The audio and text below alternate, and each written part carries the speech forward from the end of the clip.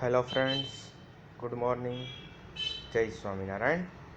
I am Nishit Chotalia from Sri Swaminarayan Institute of Technology, Bhat Gandhinagar, representing this session of Design of AC Machine, SAM 7, Electrical Department.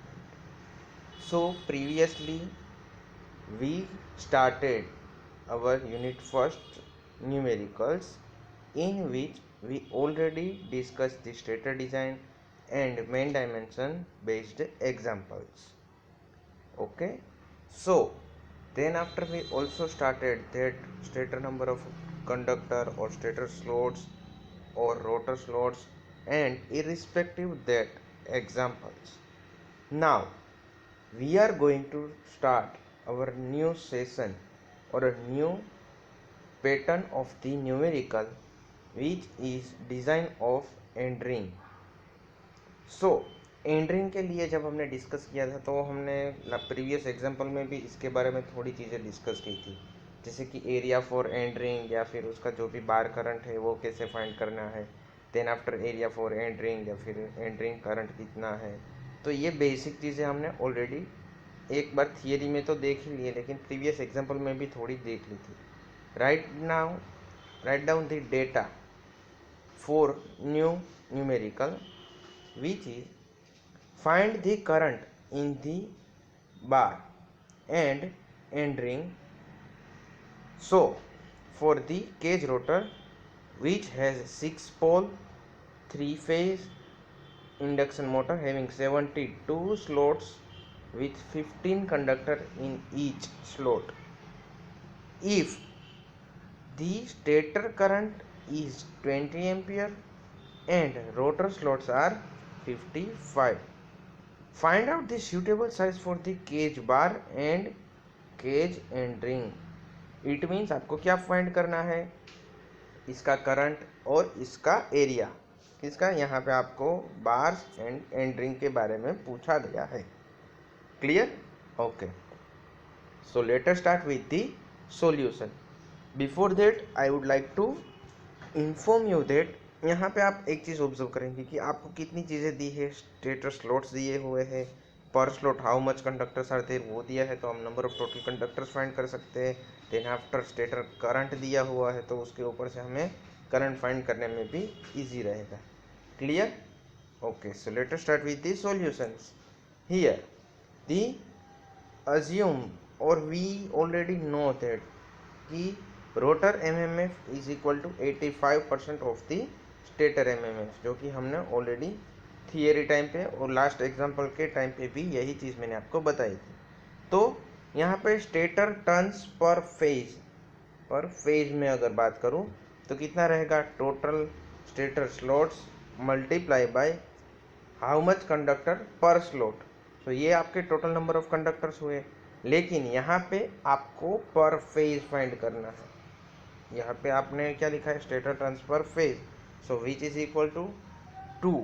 यहाँ पे 2 किस लिए है, क्योंकि each slot having 2 conductor at that time, so multiply by 2 into phases are 3, so total stator turns per phases are 180 turns. ये हुआ आपका एक चीज। Okay, now let us start with the new discussion that bar current what is it. तो हमने पता है कि भाई 85% ऑफ द स्टेटर करंट, सो यहाँ पे कितना बनेगा, stator current per phase into number of stator turns, तो आपको टोटल स्टेटर करंट मिल जाएगा। तो यहाँ पे एमएमएफ की हम बात कर रहे हैं, तो यहाँ पे 85% तो हमने ऑलरेडी बताया, नंबर ऑफ पोल्स जो कि 6 है जो डेटा में दिए हुए, स्टेटर करंट पर फेज जो कि 20 ampere already provided in the data. Then after stator turns जो कि 180 हुए, जो अभी प्रीवियसली हमने कैलकुलेट किए। Now divide by its rotor slots, so ये कितने हैं 55, वो ऑलरेडी दिए हुए हैं। तो यहाँ पे बार करंट कितना मिलता है, 333.8 ampere. Okay, so we want to find the end ring current, so how can we find it? we want to find that entering current IE, and here the current density is 5 ampere divided by its mm square या फिर area for that rotor bar. So area for rotor bar is equal to rotor bar current upon its current density, जो कि current density का equation है I is equal to delta into A. यहाँ पे delta भी आप लिख सकते हो या फिर करंट डेंसिटी, जो ये यहाँ पे एरिया है और ये आपका करंट है. तो मैं अगर यहाँ पे सब्जेक्ट एरिया को बनाता हूँ तो ये टर्म बनेगी आई अपॉन डेल्टा. क्लियर. सो आई है आपका, आई मतलब कि करंट, जो कि है कौन सा करंट यहाँ रहेगा, बार करंट. तो ये bar current divide by its current density जो है 5, क्योंकि हमने थियरी में बताया कि 3 to 5 बिटवीन कोई भी वैल्यू ले सकते हैं. सो यहाँ पे कितना मिलेगा, area for bar is equal to 66.76 mm square. Clear. ये एक चीज़ हुई जो कि हमें फाइंड करनी थी. नाउ एंटरिंग करंट के लिए इक्वेशन देखें तो क्या बनेगा, S R I B upon pi into T, जहाँ पे एस आर मतलब rotor slots multiply by I B is equal to bar current divided by pi into number of poles. So IE which is equal to 973.4 ampere, जो कि हमने यहाँ पे find किया है. ये आपका नेक्स्ट आंसर हो गया. Now if we will apply the delta is equal to 7 for the end ring, because end ring के लिए करंट डेंसिटी ज़्यादा होनी चाहिए. So area should be like 139 mm square. Clear. Okay. फिर से एक बार मैं आपको ये चीज़ बता दूं कि ये जो न्यूमेरिकल है जो GTU की एग्जामिनेशंस में रिपीटेडली कई बार पूछा जा चुका है. सो एंडरिंग, ये जो आपकी इम्पोर्टेंट पैटर्न्स जो हम देखे इस यूनिट के लिए, तो पहली थी मेन डायमेंशन, उसकी सब टॉपिक में एक था stator design, then after this one जो कि है आपकी एंडरिंग डिज़ाइन. ये भी एक काफ़ी इम्पोर्टेंट टॉपिक है और इसके बेसिस पे एग्जांपल काफ़ी पूछे जा चुके हैं. जो हमने पहले बताया था कि इस सब्जेक्ट के पेपर्स में नॉर्मली जो 3 to 4 न्यूमेरिकल्स होते हैं उसमें फर्स्ट न्यूमेरिकल जो कि मेन डायमेंशन बेस्ड एग्जांपल रहेगा, देन आफ्टर सेकंड वन जो कि रहेगा आपका एंडरिंग या फिर और पैरामीटर्स. लेकिन उसमें एंडरिंग करंट और एंडरिंग के जो भी एग्जांपल्स है डिज़ाइन के, उसके रिगार्डिंग न्यूमेरिकल आने के चांसेस मैक्सिमम है. So I would like to suggest you that कि आप इस पैटर्न को भी काफ़ी अच्छे से प्रिपेयर करोगे, क्योंकि इसके लिए आपको क्या चीज़ होनी चाहिए, कौन सी चीज़ कैसे फाइंड करनी है. अगर ये दो चीज़ें आप अच्छे से कर लेते हो तो आपका काम काफ़ी ईजी हो जाएगा. Clear. Okay. So now right down the data for the next numerical, which is write down the data that 90 kilowatt 500 volt 50 hertz 3 phase 8 pole induction motor has a star connected star winding in this 63 slot with 6 conductor per slot. तो यहाँ पे भी आप previous case की तरह कर सकते हैं. Okay. Then if the slip ring voltage on the open circuit is not to exceed 400 volt. Now find the suitable rotor winding by estimating the number of the slots, number of the conductor per slot, coil span, slip ring voltage on open circuit, approximate full load current per phase in rotor. Here assume that efficiency is equal to 0.9 and power factor is equal to 0.86. Okay. सो यहाँ पे जैसे कि हमारी solution pattern है कि सबसे पहले given data लिखेंगे 90 kilowatt 50 hertz 3 phase 8 pole 500 volt and stator slots are 63 and per slot there are 6 conductor and efficiency is equal to 0.9. Clear. So यहाँ पे आपको एक कंडीशन दी है कि भाई star connected stator voltage does not crosses the limit for 400 volt. So it is less than or equal to 400 volt and power factor is 0.86. okay. So यहाँ पे voltages for the slip ring should be 400 या फिर 400 ही लेना पड़ेगा। Clear? Okay, मतलब कि उसकी value 400 से ज़्यादा नहीं होनी चाहिए। ओके, सो रोटर एमएमएफ पर फेज, जो कि है रोटर की बात चल रही है, जो कि यहाँ पे आपको पर फेज पे आप देखना चाहोगे तो 400 divide by √3, so it is approximately 231 volt. Then after stator EMF per phase, जो कि 500 डिवाइड बाई √3, क्योंकि यहाँ पे स्टेटर पे आपको वो दिया हुआ है, तो वो बनेगा approximately 289 volt. Clear? Okay, one another thing, the stator turns per phase is equal to stator slots into number of conductors per slot, which are 6, and divide by 6 because of 2 into 3, because 2 for each conductor, multiply by 2 and 3 for the phases. So यहाँ पे stator turns per phases कितने मिलेंगे? 63.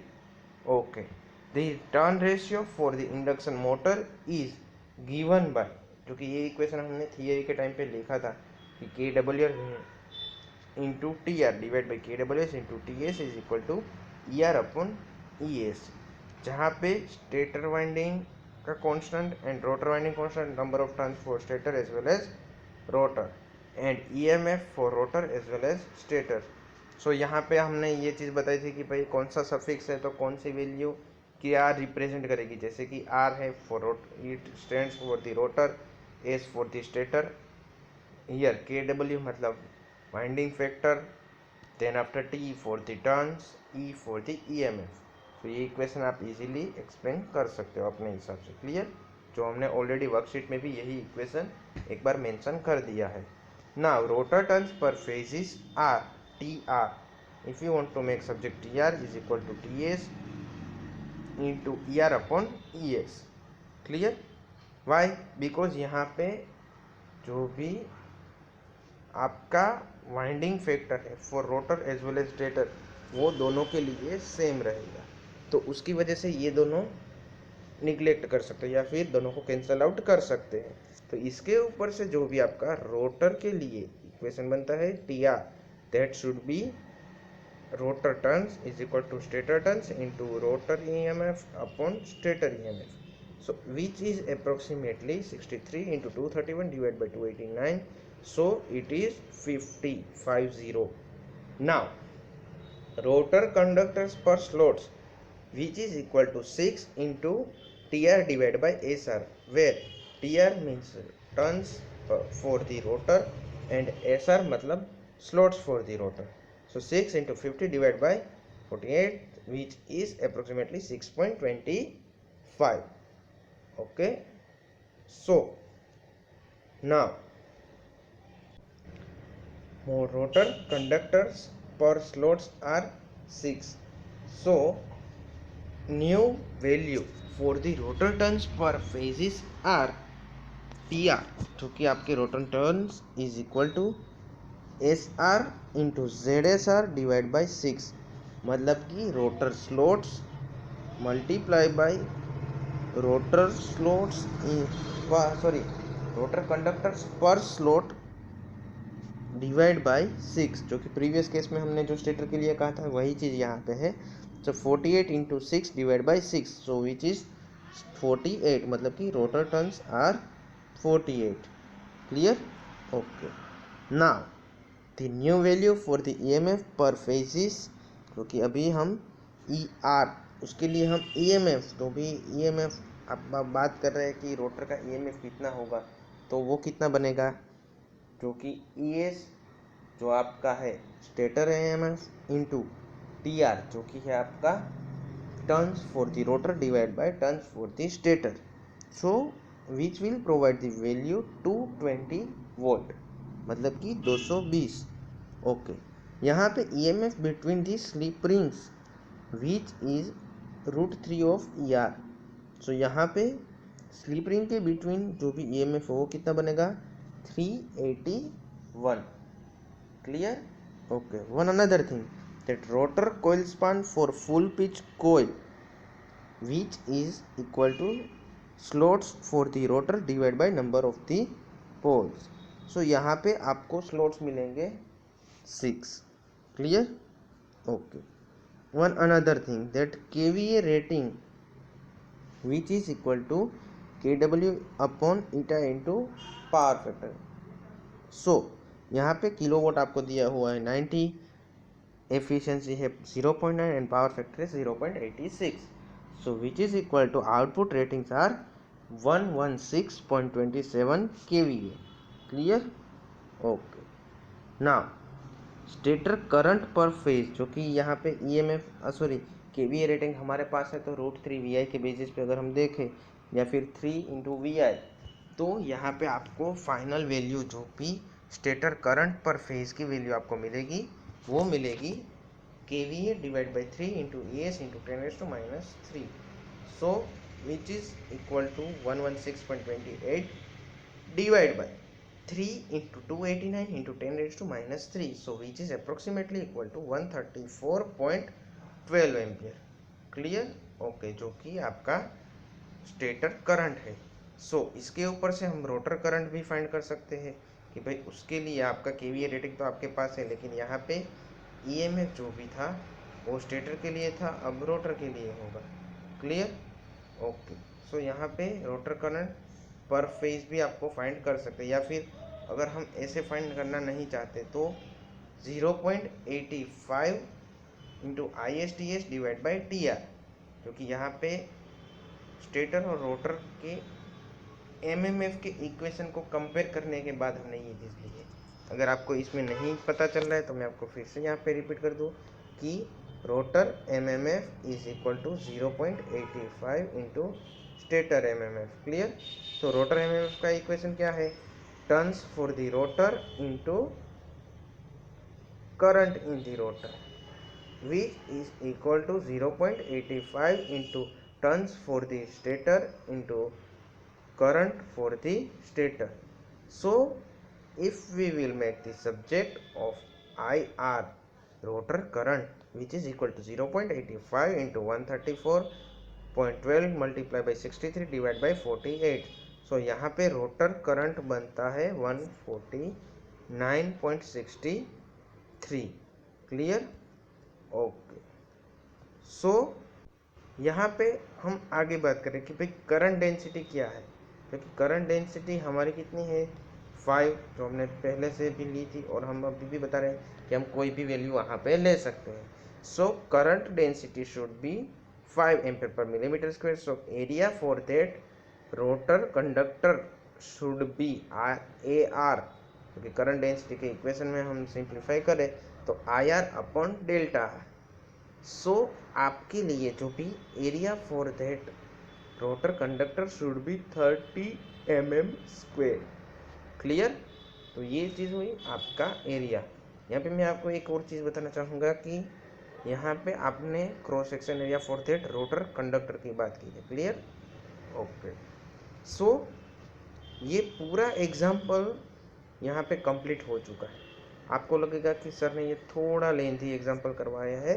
Ultimately मैं आपको बताना चाहूँगा कि GQ की एग्ज़ाम में ये एग्जाम्पल काफ़ी कम पूछा गया, लेकिन हमारे लिए सिलेबस में जितनी भी चीज़ें हैं तो सारे टॉपिक्स फंडामेंटली हमें पता होने चाहिए. इसमें आपने देखा होगा कि कोई भी इक्वेशन ऐसा नहीं था कि जो हम थियरी पोर्शन में नहीं पढ़े, लेकिन उस टाइम पे हमने ऐसी कुछ चीज़ें बताई थी कि जो हम न्यूमेरिकल में देखेंगे तभी आपको पता चलेगी.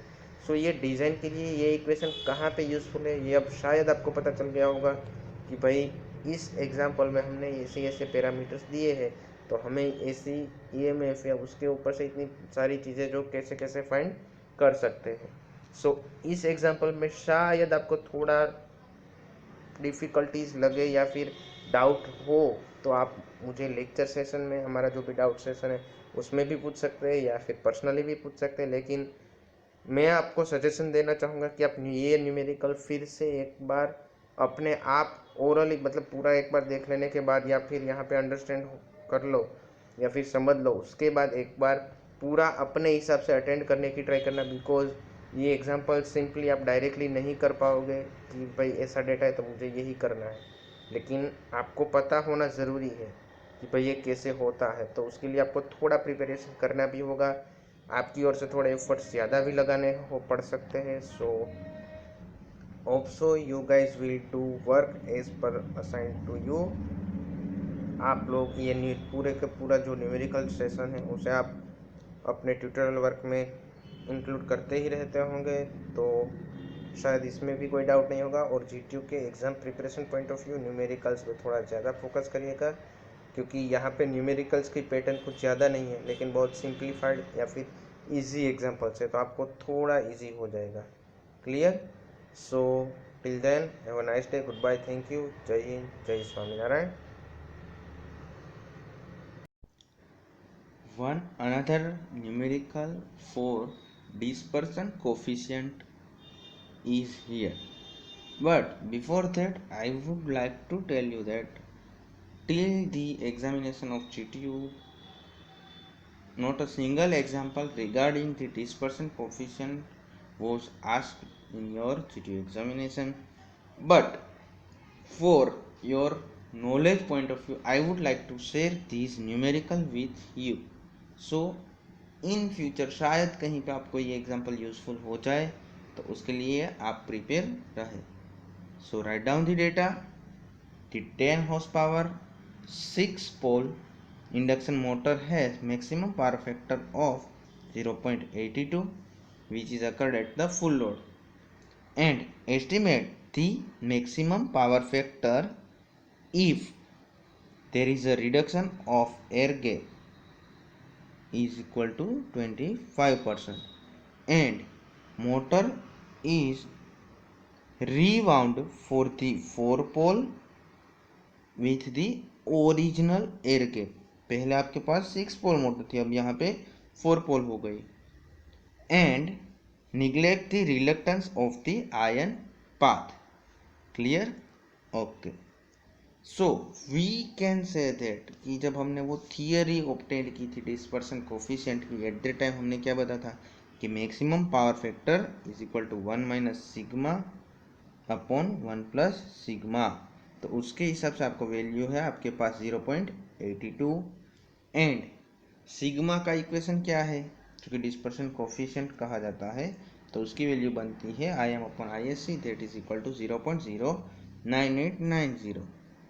सो यहाँ पे एयर गैप जब आपकी 25% रिड्यूस होती है, यहाँ पे क्योंकि डेटा में हमें दिया हुआ है कंडीशन 1 जो कि है आपकी कि भाई जब आपकी एयर गैप 25% कम हो रही है आयन पार्ट्स के लिए, that short circuit current will increase by 100 divide by 75, so that is equal to या फिर that will leads towards our sigma in terms of decrement. So आपका डिस्पर्सन कोफिशिएंट कितना कम होगा, 0.0742। क्लियर? तो यहाँ पे आपका टोटल पावर फैक्टर जो कि इम्प्रूव हो रहा है वो कितना होगा, 1 minus sigma upon 1 plus sigma, क्योंकि ये हमारा बेसिक स्टैंडर्ड इक्वेशन है जो कि मैक्सिमम पावर फैक्टर के लिए है। तो वो कितना बनेगा, नया जो कि है वो है 1 minus sigma upon 1 plus sigma, that is equal to 0.862 because 1 minus 0.07 that is approximately 0.92 and 1 plus 0.742, so that is approximately equal to 0.862 and when the number of poles are decreased, ये जो आपकी कंडीशन 2 हुई, यहाँ पे आपको क्या दिया हुआ है कि numbers of the poles will be change from 6 to 4, so if it will decreases the dispersion coefficient will increase like 0.0989 multiplied by 4 जो कि न्यू है divide by old number of poles, so that should be approximately 0.066 जो कि आपका dispersion coefficient है, तो वो बनेगा 0.66। तो यहाँ पे आपका मैक्सिमम पावर फैक्टर के लिए अगर मैं आपको बताना चाहूँ कि आपका डिस्पर्शन कोफिशिएंट में कितना चेंजेस आता है या फिर हाउ इट चेंजेस, या फिर नया आपका जो भी डिस्पर्शन कोफिशिएंट है वो कितना मिलेगा, तो 1 minus sigma upon 1 plus sigma जो कि आपका स्टैंडर्ड इक्वेशन है। So 1 minus 0.066 is equal to 0.066 933 divided by 1.0666 onwards. So that is approximately equal to 0.8766. Clear? तो ये आपका नया डिस्पर्शन कोफिशिएंट हो गया. क्लियर? ओके. सो यहाँ पे ये जो आपका न्यूमेरिकल है वो आपको क्या बताता है कि फिर डिस्पर्शन कोफिशिएंट में नंबर ऑफ पोल्स है या फिर एयर गैप्स है या फिर आपके पैरामीटर के हिसाब से अगर चेंजेस करते हैं तो मैक्सिमम पावर फैक्टर में क्या चेंजेस आ सकता है या फिर उसकी वैल्यू में कैसे चेंजेस आ सकता है, उसे हम कैसे फाइंड करेंगे, इस इक्वेशन के हिसाब से. क्लियर? ओके. सो इसी के साथ ही हमारा इस सब्जेक्ट में फर्स्ट यूनिट जो भी था, जो कि आपका design of 3 phase induction motor, उसका न्यूमेरिकल पोर्शन टोटली कंप्लीट होता है. So I would like to suggest you all that you have to be prepared with the all the numerical or all the that numerical we discussed in our lecture, or I gave you in your homework or assignment work, or by yourself you have to do in the tutorials work. यहाँ पे आपको इसी के साथ ही almost 11 numericals आपको attach करने होंगे जो भी आपका ट्यूटोरियल बनता है. क्लियर? ओके. अगर आपको इसमें कोई डाउट है तो आप पूछ सकते हैं, लेकिन उसके पहले मैं आपको एक चीज़ बताना चाहूँगा कि हमारे जो भी 4 लेक्चर की मैंने जो ये न्यूमेरिकल सेशन की एक पूरी सीरीज़ रखी थी इसमें, जो कि आपको यूट्यूब में मिल जाएगी हमारे प्लेलिस्ट में, तो आप यहाँ से भी आप देख सकते हो. और ये 4 पेट मतलब जो भी आपके लेक्चर्स है उसके एग्जाम्पल अगर आप करते हो तो मेरे हिसाब से आपको उसमें कोई चेंजेस या फिर और कुछ करने की ज़रूरत नहीं रहेगी, क्योंकि अगर कोई डेटा में चेंजेस होगा तो माइनर रहेगा डेटा में चेंजेस. तो ये ऑलमोस्ट 4 लेक्चर जो भी आपके हैं जो मैंने यहाँ पे यूट्यूब सेशन में आपको ऑलरेडी प्रोवाइड किए हैं, तो वो आप देखोगे तो ऑलमोस्ट आपका वर्क काफ़ी ईजी हो जाएगा. सो शायद आपको इसमें कोई डाउट नहीं होगा, और है तो आप पूछ सकते हो. And write down your tutorial work और finish the tutorial work. One another thing regarding your assignment is you have to complete all your assignment questions plus all the tutorial work and submit it as per the instruction provided to you. Till then, have a nice day. Goodbye. Thank you. Jai Hind, Jai Bharat.